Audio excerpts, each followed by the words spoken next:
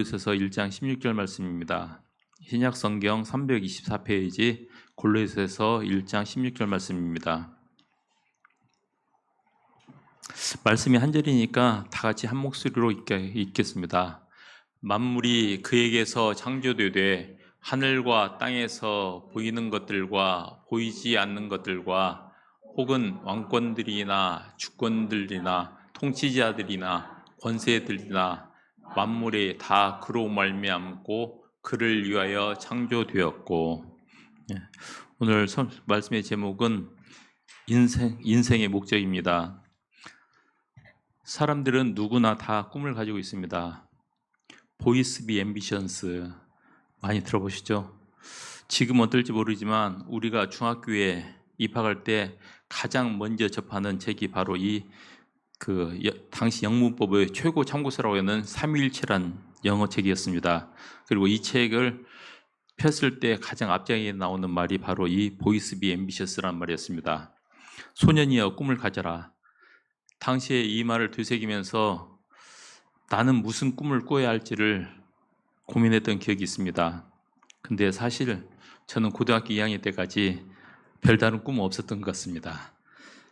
전에나 지금이나 우리 사회는 갓난 아이들 때부터 꿈을 강요하는 그런 사회였습니다.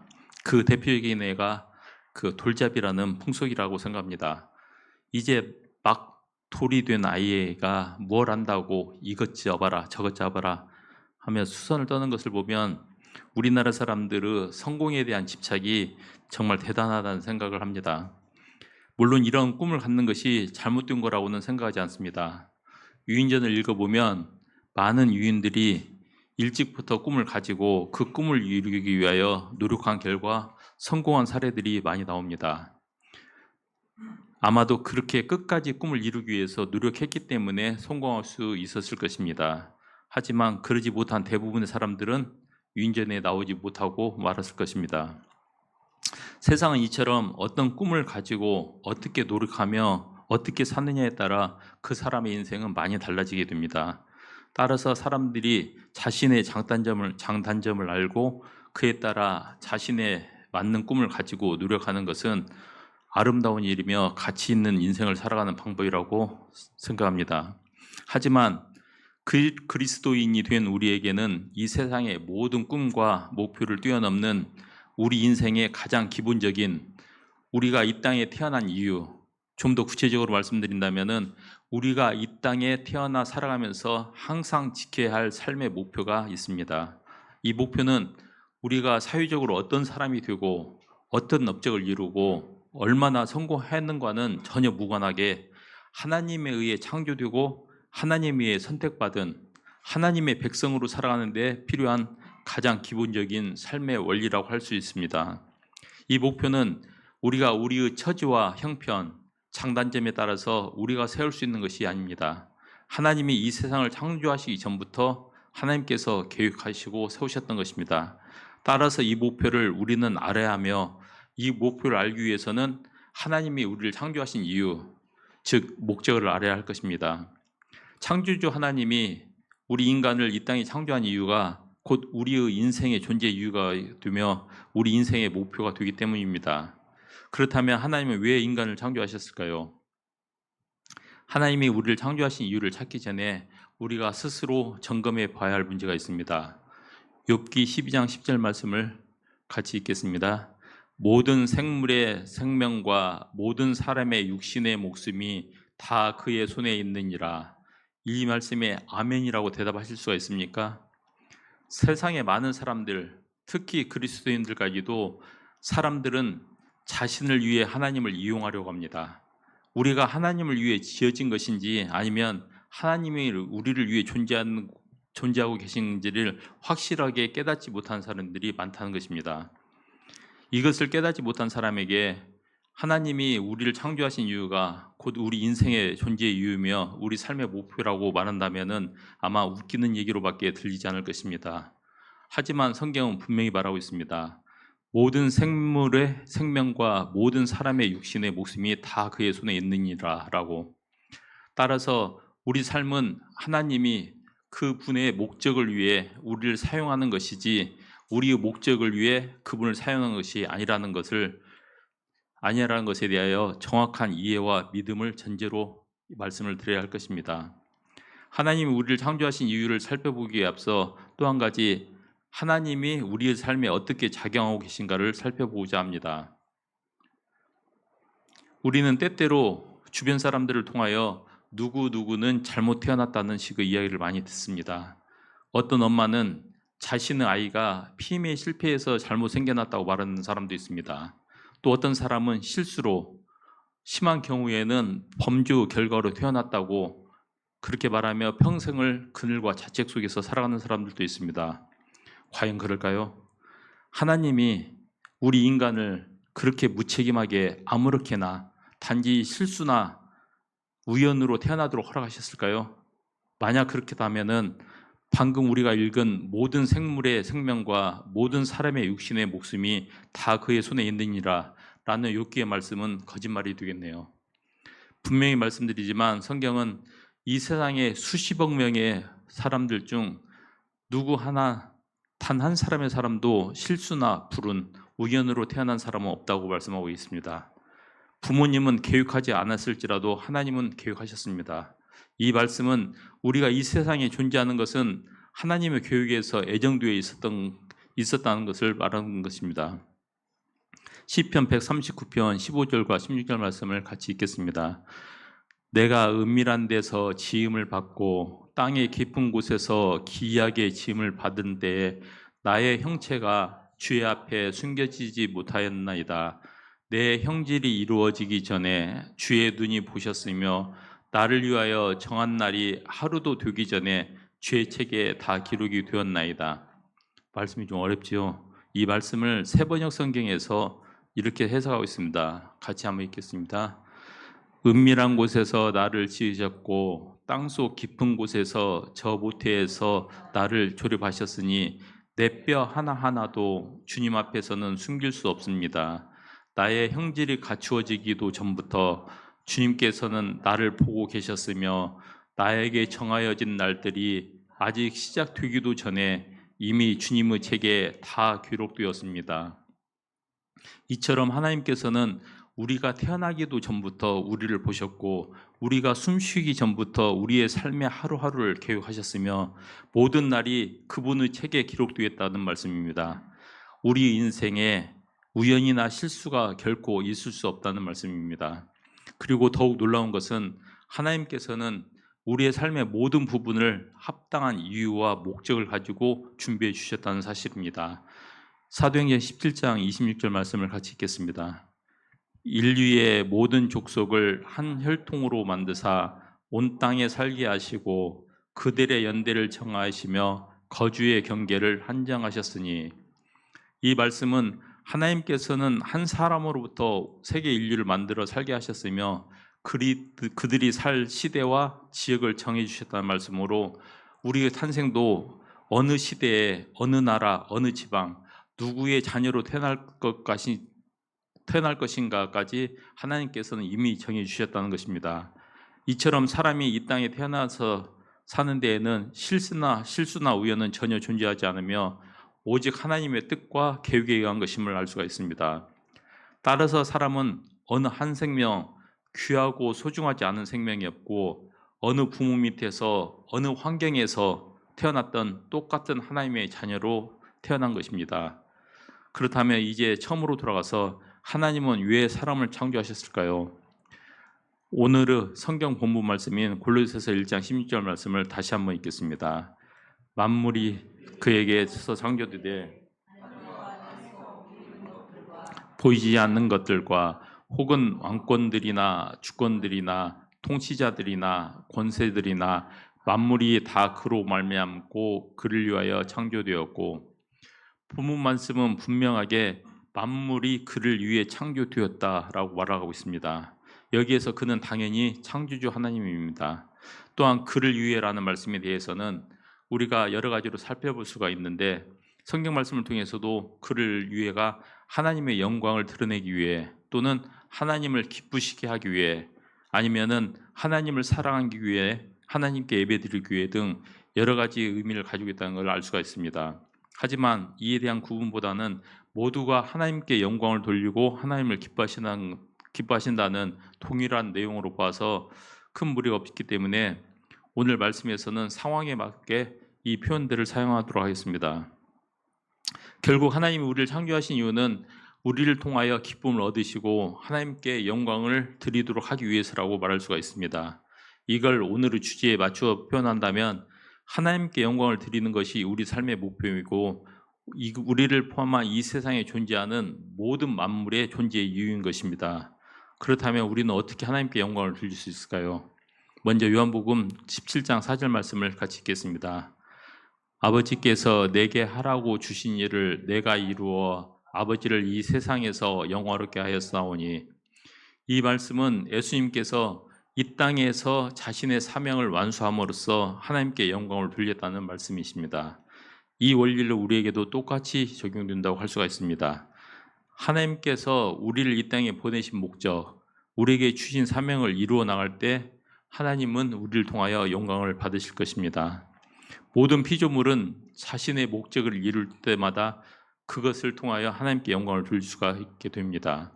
새들은 날고 지저귀고 둥지를 틀고 하나님이 의도하신 대로 새다운 활동을 할 때 그때 하나님께서는 이 새를 통하여 영광을 받게 됩니다. 개미나 다른 동물들, 식물 다 마찬가지입니다. 자신에게 맞는 그 활동을 할 때 그때 하나님께서는 영광을 받으시게 됩니다. 그렇다면 우리가 하나님께 영광을 돌리는 방법 또한 가장 사람답게 그리고 가장 그리스도인답게 살아가는 것이라고 할 수가 있을 것입니다. 하지만 이 말은 너무나 광대하고 포괄적인 말로서 혼란이나 방종을 줄 수가 있습니다. 따라서 오늘은 앞에서 말씀드린 것처럼 하나님께서 우리를 지으신 목적이 하나님께서 우리를 통하여 영광을 받으시기 위하여 그리고 하나님께서 우리를 통하여 기쁨을 받으시기 위하여라는 그 의미를 동일하게 보자는 의도에 따라서 하나님께 기쁨을 드리는 구체적인 방법을 찾아보려고 합니다. 먼저 시편 147편 11절 말씀을 같이 읽겠습니다. 여호와는 자기를 경외하는 자들과 그의 인자심을 바라는 자들을 기뻐하시는도다. 하나님이 기뻐하시는 사람은 하나님을 경외하는 자들과 그의 인자심을 바라는 자들이라고 시편 기자는 말하고 있습니다. 우리는 성경의 인물 중에서 하나님이 기뻐하셨던 인물을 통하여 하나님께 기쁨을 드리는 방법을 찾아보려고 합니다. 그 인물은 바로 노아입니다. 창세기 6장 9절 말씀을 같이 읽겠습니다. 이것이 노아의 족본이라. 노아는 의인이요 당대의 완전한 자라. 그는 하나님과 동행하였으며. 성경은 노아가 의인이며 완전한 자 그리고 하나님과 동행하였다고 증언하고 있습니다. 그렇다면 노아의 삶이 어쨌기에 이런 엄청난 평가를 받으며 하나님께 기쁨을 줄 수 있었을까요? 첫 번째로 노아는 아무도 하나님을 사랑하지 않을 때에 하나님을 사랑했습니다. 하나님이 우리에게 가장 원하시는 것은 관계입니다. 하나님은 우리와 꾸준히 교제하시기를 원하시는 것입니다. 호세아서 6장 6절 말씀을 같이 읽겠습니다. 나는 인애를 원하고 제사를 원하지 아니하며 번제보다 하나님을 아는 것을 원하노라. 이 말씀은 하나님께서는 제사를 원하시는 것이 아니라 하나님을 사랑하는 것을 원하고 계시며 번제의 제물보다는 우리가 하나님을 더 알기를 원하신다는 말씀입니다. 이처럼 하나님은 우리를 깊이 사랑하시며 우리가 그분을 알고 그분과 함께 시간 보내시기를 원하시기 때문에 하나님을 사랑하고 그분의 사랑을 받는 법을 배우는 것이 우리의 삶의 주된 목표가 되어야 할 것입니다. 예수님 또한 마태복음 22장 23절 말씀을 통해서 예수께서 이르시되 내 마음을 다하고 목숨을 다하고 뜻을 다하여 주 너의 하나님을 사랑하라 하셨으니 이것이 크고 첫째 되는 계명이요 라고 말씀하고 계십니다. 결국 하나님은 우리가 그분을 가장 사랑할 때 기뻐하고 계신다는 걸 알 수가 있습니다. 두 번째로 노아는 이해할 수 없는 상황에서도 하나님을 신뢰했습니다. 히브리서 11장 7절 말씀을 같이 읽겠습니다. 믿음으로 노아는 아직 보지 않은 일에 경고하심을 받아 경외함으로 방주를 준비하여 그 집을 구원하였으니 이로 말미암아 세상을 정죄하고 믿음을 따르는 의의 상속자가 되었느니라. 하나님은 갑자기 노아를 찾아오셔서 커다란 방주를 지으라고 말씀을 하십니다. 노아의 입장에서는 그 말씀은 도저히 수긍하기 어려운 말씀이었습니다. 노아가 하나님의 말씀을 의심할 만한 이유는 여러 가지 있었는데 대표적으로 몇 가지를 살펴보자면, 첫 번째로 당시 노아는 비를 본 적이 없었을 것입니다. 창세기 2장 5절 6절 말씀을 같이 한번 읽겠습니다. 여호와 하나님이 땅에 비를 내리지 아니하셨고 땅을 갈 사람도 없었으므로 들에는 초목이 아직 없었고 밭에는 채소가 나지 아니하였으며 안개만 땅에서 올라와 온 지면을 적셨더라. 홍수 이전에는 하나님이 땅속에서 솟는물로 지면을 적셔주셨기 때문에 비도 무지개도 노아는 보지 못했을 것입니다. 결국 노아는 본 적도 들은 적도 없는 비를 대비하기 위하여 방주를 만들라는 하나님의 말씀을 들었던 것입니다. 두 번째로 노아가 살고 있는 것에 있어서 가장 가까운 바다까지 수백 킬로미터 떨어진 곳에 살았습니다. 아마 노아는 배를 본 적도 배의 용도도 알지 못했을 것뿐만 아니라 그 큰 배를 어떻게 바다까지 옮겨서 띄운다는 것은 상상조차도 할 수 없었을 것입니다. 세 번째로 그는 모든 동물을 모아서 돌보라는 하나님의 명령 역시 노아로서는 상상할 수 없는 황당한 명령이었을 것입니다. 세계 각지에 흩어져 사는 모든 동물을 노아가 어떻게 다 잡아서 방주에 넣을 수가 있었겠습니까? 이처럼 하나님의 명령을 듣는 노아에게 하나님의 명령은 전혀 현실적이지도 않고 그저 황당하게만 한 그런 명령이었을 것입니다. 하지만 노아는 불평도 변명도 하지 않았습니다. 그저 하나님의 말씀에 온전히 신뢰하였습니다. 그 모습이 하나님을 기쁘시게 한 것입니다. 하나님을 온전히 신뢰한다는 것은 그분이 우리의 삶에 가장 좋은 것이 무엇인지를 아신다는 믿음을 갖는 것을 의미합니다. 하나님은 언제나 약속을 지키시며 우리가 어려움에 빠졌을 때 우리를 혼자 두지 않으시고 우리를 도와주시며 우리의 눈에 불가능해 보이는 그 일도 하나님은 할 수 있다는 것을 믿는 것입니다. 히브리서 기자는 히브리서 11장 6절에서 믿음이 없이는 하나님을 기쁘시게 하지 못하나니 하나님께 나아가는 자는 반드시 그가 계신 것과 또한 그가 자기를 찾는 자들에게 상 주시는 이심을 믿어야 할지니라 라고 증거하고 있습니다. 결국 하나님은 우리가 그분을 온전히 신뢰할 때 기뻐하신다는 것을 알 수가 있습니다. 세 번째로 노아는 하나님의 세세한 명령에 온전히 순종하였습니다. 창세기 6장 22절 말씀을 같이 읽겠습니다. 노아가 그와 같이 하여 하나님이 자기에게 명령하신 대로 다 준행하였더라. 창세기 6장을 보면 하나님은 노아에게 방주를 만들라고 명령하시면서 방주의 크기, 모양, 그리고 문과 창문의 위치, 구조 등에 대해서 아주 세세하게 명령을 하십니다. 그런데 노아는 어떤 지시사항도 소홀히 하지 않고 온전히 순종했고 하나님이 원하시는 그 방식과 그 시간에 딱 맞추어 정확하게 순종을 했습니다. 이것이 바로 마음을 다하여 순종하는 모습입니다. 그렇기 때문에 노아의 순종은 하나님을 기쁘시게 했던 것입니다. 참고로 노아가 방주를 짓는데 120년이 걸렸습니다. 노아는 그 120년이란 긴 시간을 온전히 순종했던 것입니다. 우리는 때때로 우리가 감당하기 귀찮거나 싫거나 또는 우리에게 손해가 날 것 같은 일을 고면받을 때 기도해 보겠습니다 라고 답합니다. 하지만 그 속뜻은 분명한 거절이고 불순종임을 우리 자신이 알고 있습니다. 또한 내가 교회도 열심히 다니고 성경도 많이 읽고 봉사도 열심히 하고 전도도 빠지지 않고 하겠어. 하지만 저 사람만은 용서할 수 없어 라고 말합니다. 전적인 순종이 아닌 내 기준과 내 판단, 나의 편의에 따라서 부분적으로만 순종하겠다는 것을 말하고 있는 것입니다. 그리고 그것이 최선인 양 말합니다. 하지만 이러한 부분적인 순종 역시 불순종입니다. 진심으로 순종하는 것은 노아처럼 열정을 가지고 기쁨으로 행하는 것입니다. 결국 하나님은 우리가 마음을 다해 순종할 때 기뻐하신다는 것을 알 수가 있습니다. 네 번째로 노아는 홍수가 그치고 다시 땅에 발을 디딜 때 가장 먼저 한 행동이 하나님께 제사 드리고 감사를 올리는 것이었습니다. 창세기 8장 20절을 같이 읽겠습니다. 노아가 하나님께 제사를 모두 쌓고 모든 정결한 짐승과 모든 정결한 새 중에서 제물을 취하여 번제로 제단에 드렸더니, 그리고 이어지는 21절에는 하나님께서 그 향기를 받으셨다고 나옵니다.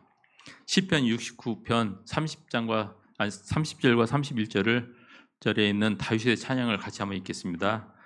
내가 노래로 하나님의 이름을 찬송하며 감사함으로 하나님을 위대하시다 하리니 이것이 소 곧 뿔과 굽이 있는 황소를 드림보다 여호와를 더욱 기쁘시게 함이 될 것이라. 이어서 역대상 23장 5절 말씀도 같이 읽겠습니다. 4,000명은 문지기요 4,000명은 그가 여호와께 찬송을 드리기 위하여 만든 악기로 찬송하는 자들이더라.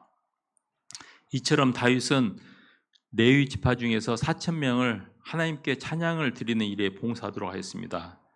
시편의 찬송시처럼 다윗은 하나님께 번제를 드리는 것보다 하나님을 찬송하고 감사를 드리는 것이 더 하나님을 기쁘게 하신다는 사실을 알고 있었던 것입니다.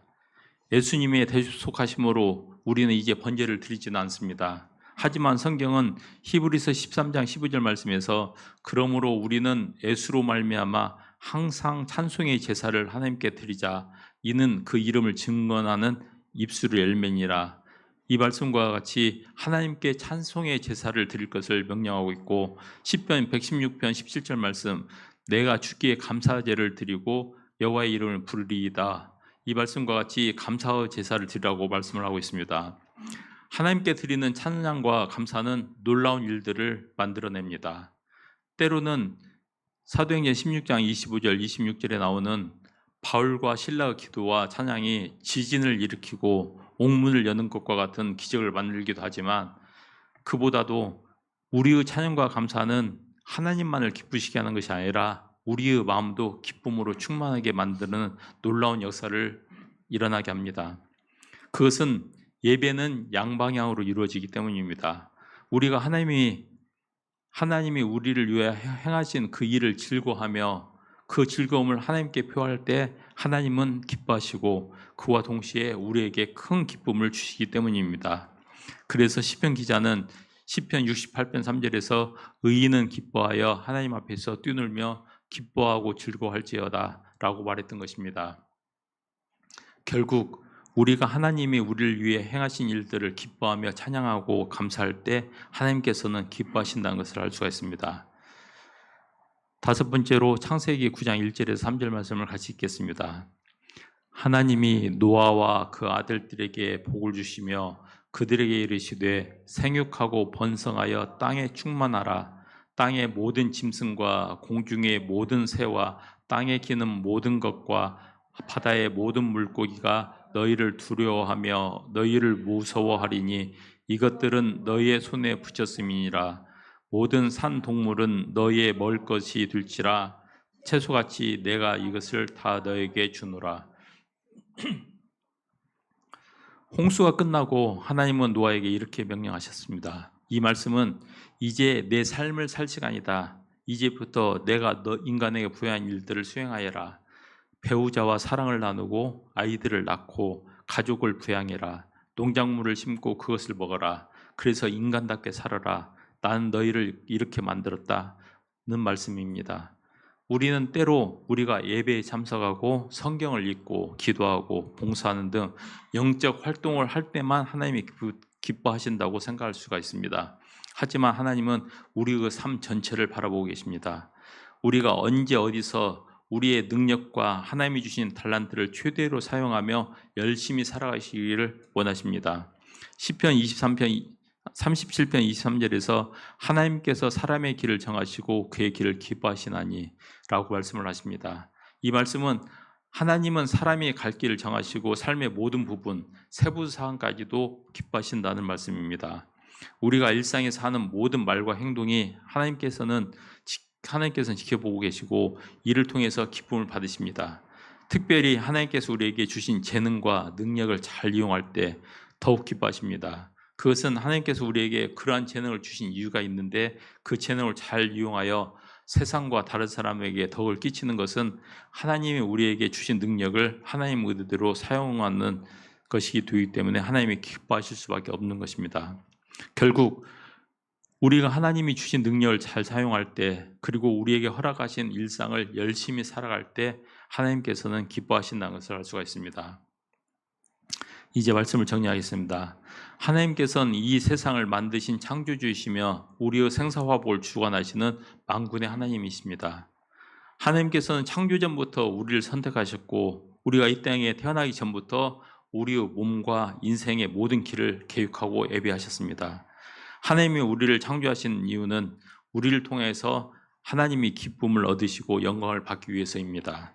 따라서 우리가 이 땅에서 어떠한 모습으로 어떻게 살든지 우리의 삶의 제일 첫 번째 되는 목적은 하나님을 기뻐하며 하나님께 영광을 돌리는 것입니다.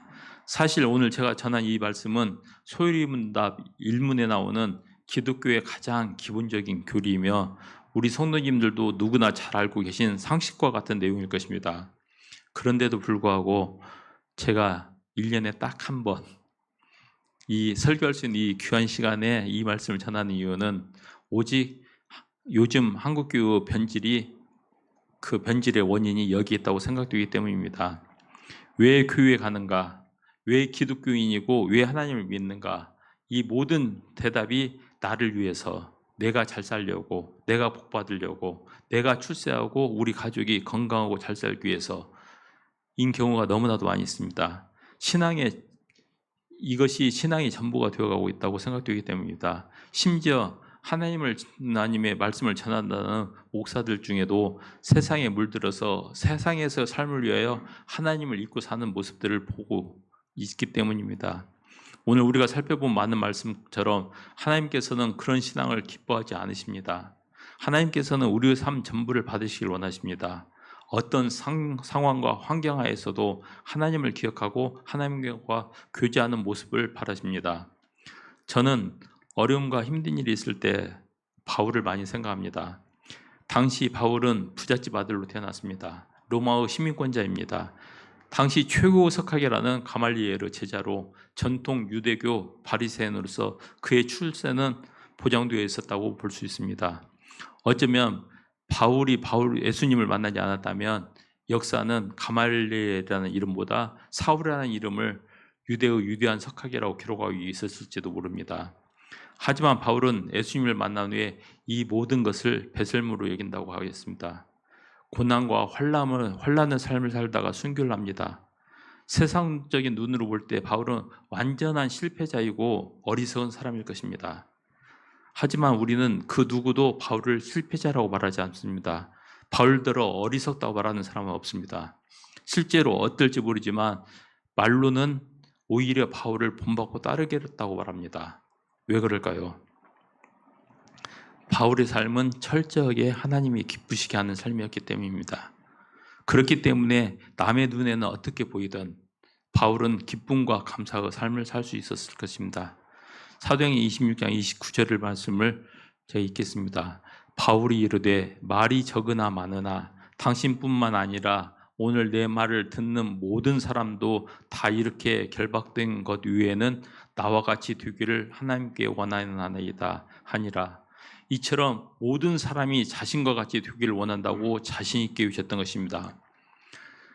세상은 무섭게 변하고 있습니다. 세상이 풍요로워질수록 편리해지는 속도만큼이나 사람들은 하나님을 떠나가고 있습니다.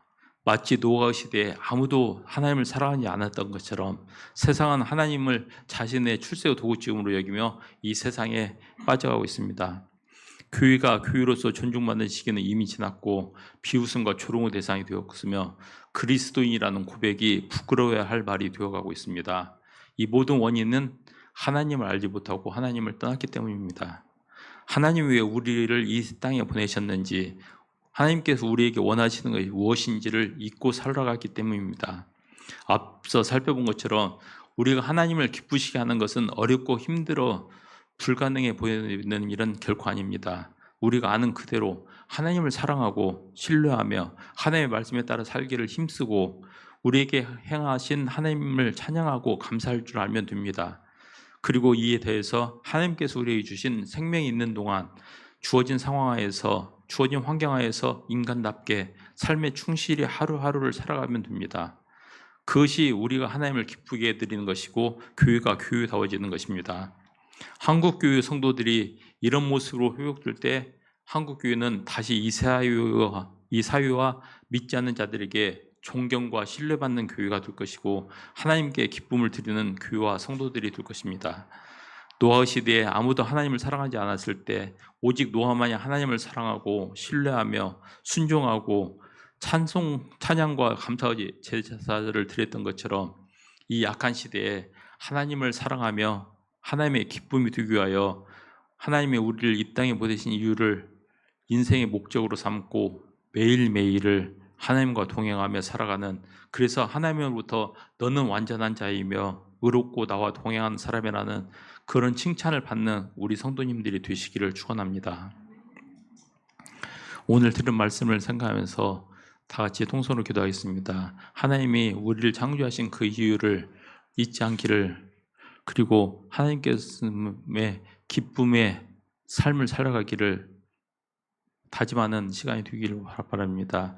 우리가 하나님의 기쁨이 되는 것이 어려운 것이 아님을 오늘 말씀을 통해서 가르쳐 주셨으니 그 말씀에 따라서 항상 하나님을 기뻐하며 하나님께 영광을 돌리는 그런 삶을 살 수 있도록 해달라고 기도하기 바랍니다. 기도하시겠습니다.